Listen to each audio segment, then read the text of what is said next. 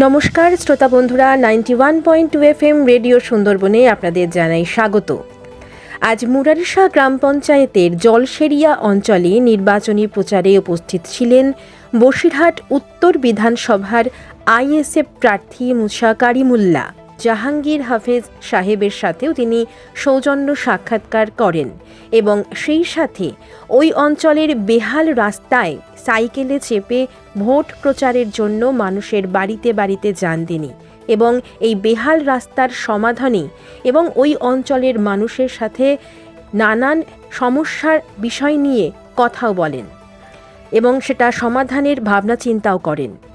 এমনই নির্বাচনী আপডেট পেতে এবং নিত্য নতুন বিভিন্ন খবরের জন্য আপনাকে অবশ্যই সাথে থাকতে হবে রেডিও সুন্দরবন 91.2 FM এর। আমরা এই মুহূর্তে আছি মুরারিশা গ্রাম পঞ্চায়েত খদ্দরে। আসুন এখানকার মনোনীত প্রার্থী, আইএসএফ মনোনীত প্রার্থীর গুরুত্বপূর্ণ বক্তব্য আমরা শুনে নিই। স্যার, আপনারা যদি জয়যুক্ত হন তাহলে জনকল্যাণের জন্য কি কি করবেন ঠিক করেছেন? প্রথমত পশ্চিমবাংলার সম্প্রীতি ফেরত নিয়ে আসবে, যে সম্প্রীতিটা পশ্চিমবাংলা থেকে বিজেপি এবং তৃণমূল বিলুপ্ত করেছে। দ্বিতীয়ত হলো শিক্ষা, স্বাস্থ্য, পানীয় জলের ব্যবস্থা এবং কর্মসংস্থান, মূল লড়াই। এইগুলো আমরা ক্ষমতায় আসলে সর্বপ্রথম সম্প্রীতি ফেরত নিয়ে আসবো, তারপরে শিক্ষা, স্বাস্থ্য, কর্মসংস্থান, পানীয় জলের ব্যবস্থা। এই মুরারিশা গ্রাম পঞ্চায়েত থেকে কত ভোটে আপনি জয়যুক্ত হবেন? এখান থেকে আমরা মিনিমাম 8 থেকে 10,000 ভোটে জয়যুক্ত হবার আশ্বাস পেয়েছি, কেন যেভাবে মানুষ আমাদের পাশে দাঁড়িয়েছে, এখান থেকে মিনিমাম 8 থেকে 10,000 ভোটে আমরা জয়যুক্ত হব। শোনা যাচ্ছে আরো 2000 জন তৃণমূল নাকি দলত্যাগ করে আপনাদের দলে যোগ দিয়েছে, এটা কি ঠিক? আসছে খুব তাড়াতাড়ি আসছে, ডেট হবে, এবং অনেক নেতারাও আছে।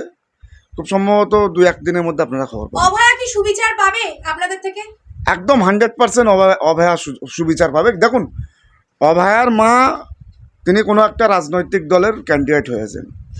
অভয়া কিন্তু আন্দোলনটা ছিল, মানে যতদিন পর্যন্ত অভয়া বেঁচে ছিল ততদিন পর্যন্ত তিনি নির্দিষ্ট কোনো একজন মা বাপের সন্তান ছিল। অভয়ার উপরে আক্রমণ হওয়ার পরে, এই দুর্ঘটনা ঘটার পরে কিন্তু অভয়া পশ্চিমবাংলার সন্তানে পরিণত হয়েছে, কারণ পশ্চিমবাংলার সাধারণ মানুষ কিন্তু অভয়ার পাশে দাঁড়িয়েছে।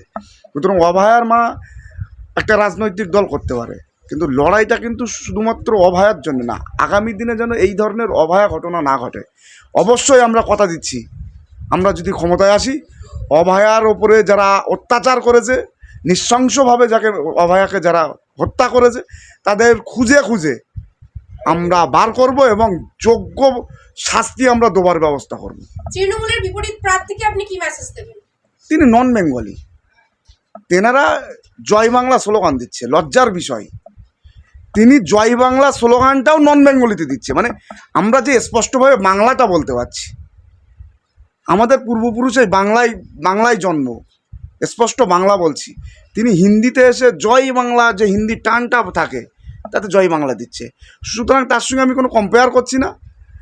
এখানে বসিরহাটের মানুষ ভূমিপুত্র চেয়েছিল, নওশাদ ভাই নওশাদ ভাই এখানে ভূমিপুত্র হিসেবে আমাকে এখানে দাঁড় করিয়েছে। বসিরহাটের মানুষ আমাকেই চাইছে, কোনো উত্তরপ্রদেশের ব্যক্তিকে বসিরহাটের মানুষ চাইছে না।